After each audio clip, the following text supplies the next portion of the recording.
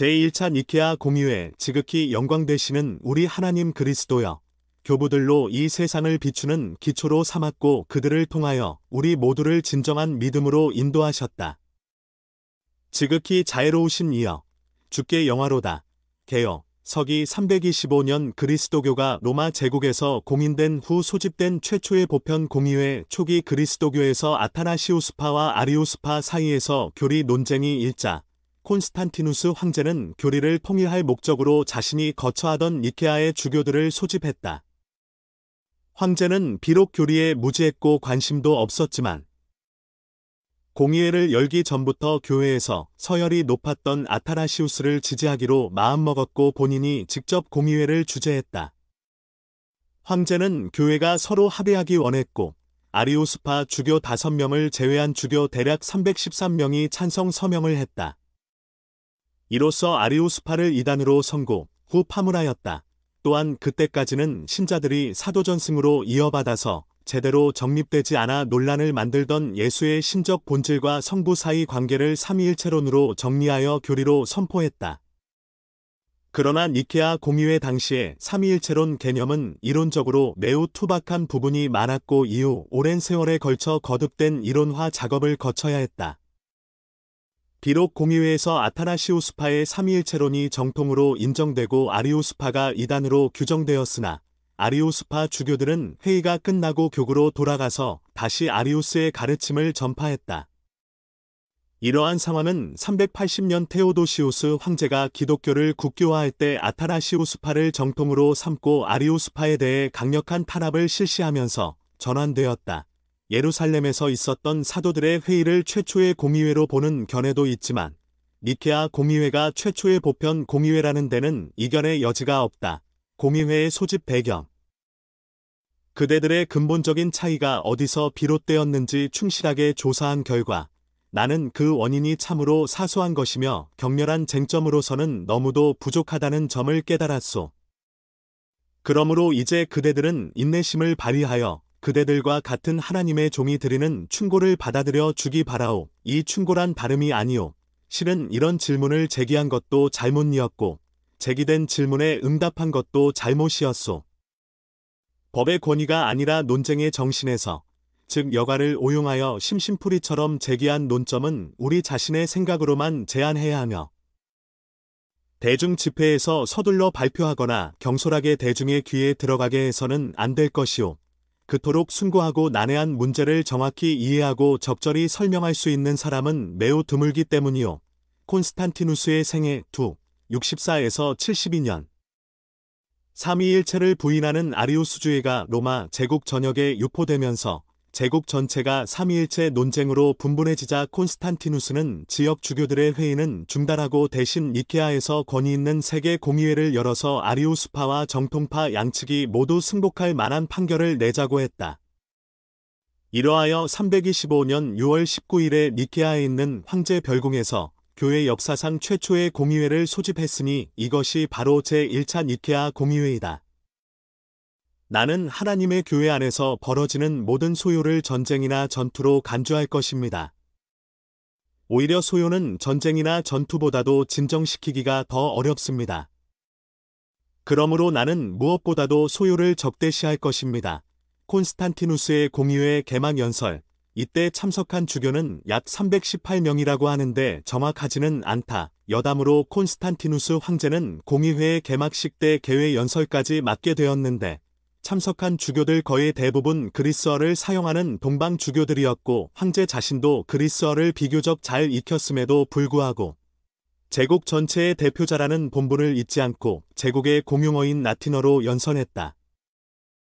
당시 카이사레아의 주교 에우세비오는 황제가 공의회 개막식에 입장하는 모습을 보고 하늘에서 하나님의 천사가 내려오는 것 같았다고 묘사하였다. 공의회에 소집된 주교들은 기독교 공인 이전의 디오클레티아누스 황제의 극심했던 박해 때문에 한쪽 눈이 없던 주교도 있었고 양쪽 손에 힘이 안 들어가는 주교도 있었고 다리를 질질 끌고 다니는 주교도 있었다는 사실이 공의회 교보의 기록에 등장한다. 신자들과 교부들 입장에서는 진정한 의미의 상전벽해가 이루어진 셈이다. 공의회의 쟁점과 결과, 공의회의 쟁점은 주로 아리우스 논쟁이었고 간간히 부활대 축일의 날짜 계산 같은 것들이 논의되었다. 공의회는 아리우스의 새로운 주장을 물리치고 예수와 성부가 동일 본체, 호모우지어, 나는 사도들로부터 이어져 오던 가르침을 발전시켜서 삼위일체론으로 정립하였다. 그리고 아리우스는 결국 그리스도가 성부와 성령과 똑같은 천주성을 지녔다는 니케아 신경에 서명하기를 거부하여서 이단자로 결정되어 파문되었고, 그는 아우구스타 트레베로룸으로 유배를 갔다. 그리고 부활대 축일의 날짜 계산에서는 요일과는 관계없이 요대력에 따라 니산월 14일을 6월절로 정하고 성만찬을 했으며 15일을 무교절로 기념하는 전통과 그 다음의 일요일을 부활절로 정하고 기념하는 전통이 있었는데 제1차 니케아 공의회에서는 6월절과 무교절을 배제하고 춘분 이후의 만월 다음에 오는 첫 번째 일요일을 부활절로 지키기로 결정되었다. 여담으로 동방교회에서는 20세기까지 율리우스력을 사용하였기에 동서방교회가 둘 다 부활절의 날짜를 제1차 니케아 공의회의 결과에 따라 기념함에도 그레고리오력을 사용하는 서방교회와 부활절이 차이가 난다. 그리고 이 공의회는 사제 서품과 성직자의 승격 그리고 교회 위계 질서에 대한 20가지 규범과 니케아 신경을 채택했다. 니케아 공의회는 역사적으로 굉장히 의미가 큰 분기점이 되는 사건이었다. 이 공의회를 통하여 콘스탄티누스는 강력한 정치적 리더십을 발휘하였고 교회 전체의 통합까지 도왔다는 찬사를 들었다.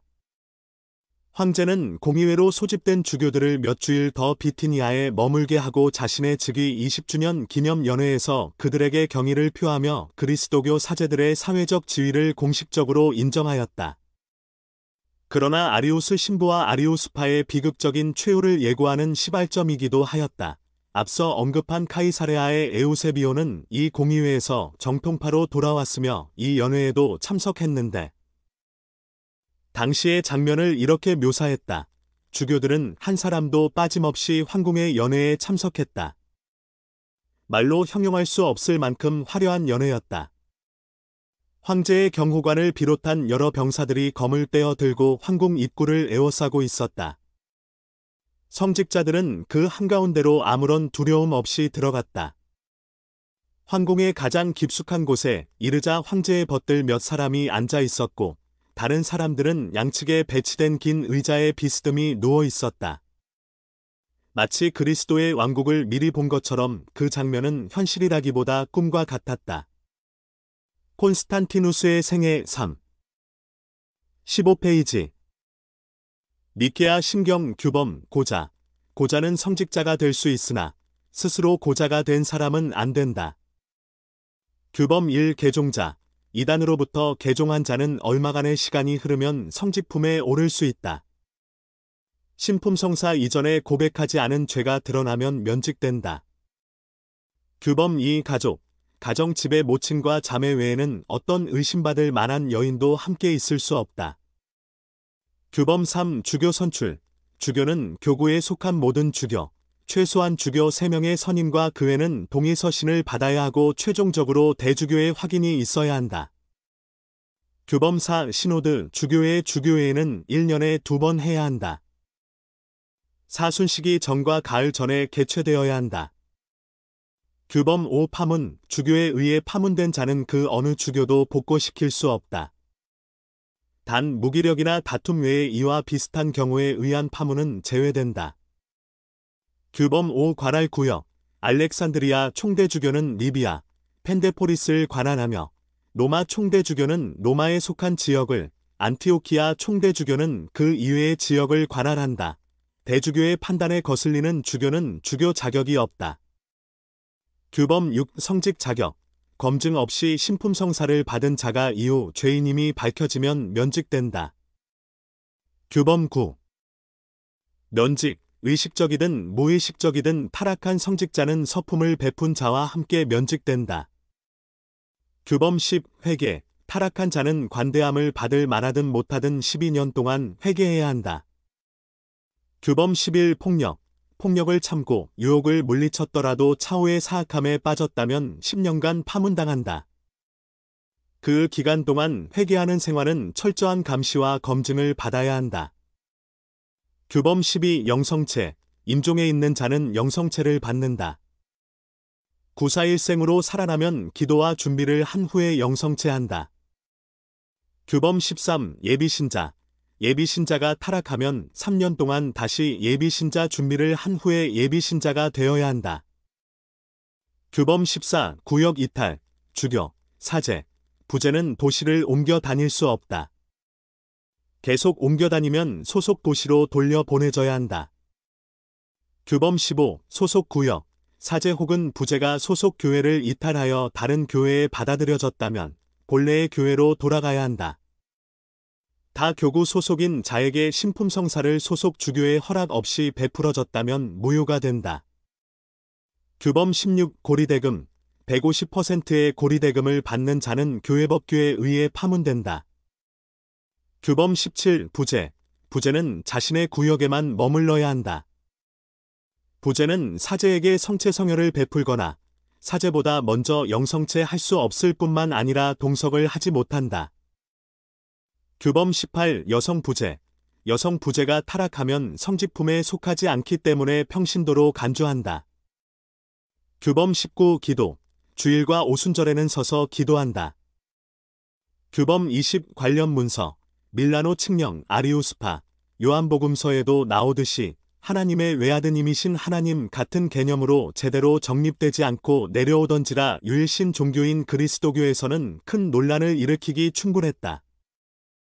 사실 아리우스파도 이 개념을 정립하려 들다가 나온 이단설이다. 다만 아리우스파의 주장은 간단명료하다는 장점도 있었지만 가장 극단적인 해석이라는 위험성도 있었다. 즉 예수는 하나님의 아들이라는 구절과 예수는 하나님이라는 구절을 어떻게든 둘 다 받아들이려고 애를 쓰던 게 당시의 삼위일체 떡밥인데 아리우스는 한쪽의 구절을 완전히 무시하자는 단순하면서도 극단적인 주장을 한 것이다. 이는 아리우스파가 단죄되는 원인이 되었다.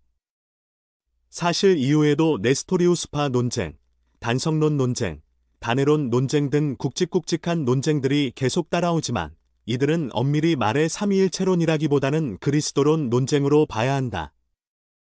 에서 간접 인용. 콘스탄티누스는 이제 막 제국을 통합시킨 입장이라 교리 문제로 제국이 분열하는 건 어떻게 해서든 막고 싶어 했다. 당장 이 항목에 쓰인 편지와 연설의 어조만 보더라도 정확하고 합리적인 결론 같은 것보다는 당장 이 문제를 끝내는 것에 관심이 컸다. 예시당초에 그는 당시 보통 사람들처럼 세례성사가 원죄와 본죄와 그 벌까지 한방에 모조리 용서하는 효과가 있다는 걸 노리고 죽기 직전 337년 5월 22일 성령 강림 대축일에 세례를 받는 등 교리 자체에 큰 관심이 있는 사람이 아니었다. 로마 버전 파스칼의 내기 출처 그리고 이 주교들 중 아리우스 본인을 포함한 3명은 끝까지 아리우스파를 옹호하다가 파문당했다. 4년마다 한 번씩 겹친다고 한다.